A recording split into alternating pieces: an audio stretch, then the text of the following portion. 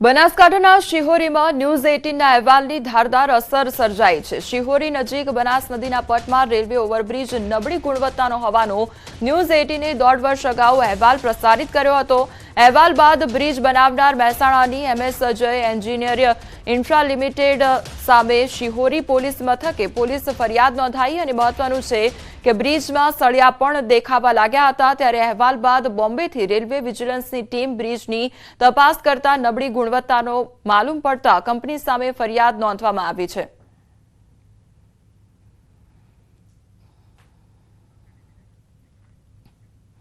મારામારી કરનારની પોલીસે શાન ઠેકાણે પાડી છે। સુરતના ડિંડોલી વિસ્તારમાં મારામારી કરવામાં આવી હતી। 4 આરોપીને ઘટનાસ્થળે લઈ જઈ રિકન્સ્ટ્રક્શન કરવામાં આવ્યું। વધુ 3 આરોપીઓની શોધખોળ હાથ ધરવામાં આવી છે। તો મારામારીનો વીડિયો વાયરલ થયો હતો।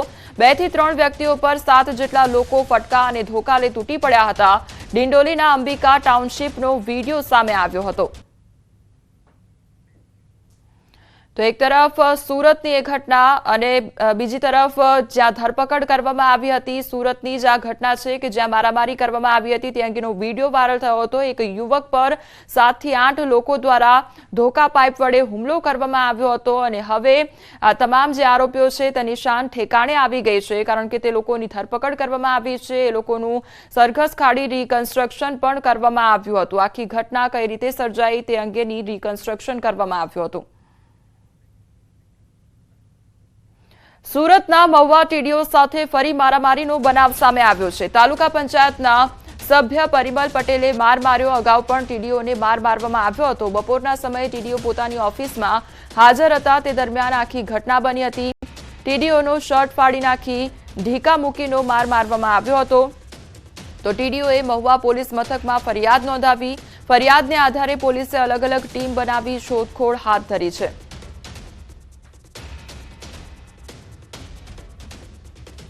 જે અંદર ચેમ્બરમાં ઘૂસી અને ટીડીઓશ્રીને માર મારેલ છે અને જેની માર મારી તેઓ નાસી છૂટ્યો છે એટલે એ બાબતે ટીડીઓશ્રીની અમે ફરિયાદ દાખલ કરવામાં આવી છે। માર મારી નાસી છૂટેલ ઈસમ જે પરિમલ પટેલ જેને શોધખોળ કરવાની અત્યારે કાર્યવાહી ચાલુ છે। આમાં અગાઉ પણ એને આ રીતે જ ટીડીઓશ્રીને ચેમ્બરમાં ઘૂસી અને એને માર માર્યો હતો। ખ્યાતિ હોસ્પિટલ કાંડ કેસમાં હવે નવા ખુલાસાઓ થઈ રહ્યા છે। ક્રાઇમ બ્રાન્ચની પૂછપરછમાં ચેરમેન કાર્તિક પટેલ પોપટની જેમ બોલવા લાગ્યો છે। કાર્તિક પટેલ પોતાના અલગ બિઝનેસ માટે અલગ CS રાખ્યો હતો। કંપની સેક્રેટરી વિપિન ચૌધરીને રાખ્યો હતો। CBI સ્કોર અને અન્ય વ્યવસાયના નાણાં CS દ્વારા મેનેજમેન્ટ કરવામાં આવતા હતા અને ખ્યાતિ હોસ્પિટલના નામે કરોડો રૂપિયાની લોન પણ લીધી હતી। વર્ષ 2023માં 22 કરોડની લોન ખ્યાતિ હોસ્પિટલના નામે લીધી હતી। તો 22 કરોડની લોનના પૈસા હોસ્પિટલમાં વાપર્યા નથી। અન્ય લોન પૈસા ક્યાં વાપર્યા છે જેની તપાસ પણ કરવામાં આવી રહી છે। તો કાર્તિક ખ્યાતિ હોસ્પિટલમાં વધુ જતો ન હતો। ખાતરજ પાસે કાર્તિકના ફાર્મમાં દર મહિને પાર્ટીઓ થતી હતી। પાર્ટીમાં ડાયરેક્ટર હોસ્પિટલના ડોક્ટરો આવતા હતા। પાર્ટીમાં દારૂની વ્યવસ્થા ચિરાગ રાજપૂત દ્વારા કરવામાં આવતી હતી। બનાસકાંઠામાં ખેડૂત પર રીંછનો હુમલો થયો અને ખેડૂત ઘાયલ થયો છે। અમીરગઢના સોનવાડીમાં ખેતર પાસે આખો બનાવ બન્યો। ખેતરથી પરત આવતા ખેડૂત પર રીંછનો હુમલો કરવામાં આવ્યો હતો। ખેડૂતો બૂમો પાડતા લોકો એકઠા થતા રીંછ ભાગ્યું હતું અને ખેડૂતના માથાના ભાગે ગંભીર ઈજા પહોંચી હતી। તેને પાલનપુર ખસેડવામાં આવ્યો છે।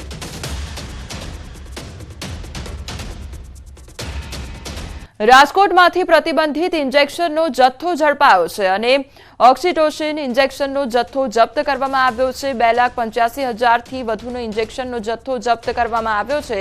1600 થી વધુ ઇન્જેક્શન સાથે એક દબોચાયો છે। તો ધોરાજીના ફયાઝ આરીફ વાલોરિયાની ધરપકડ કરવામાં આવી છે।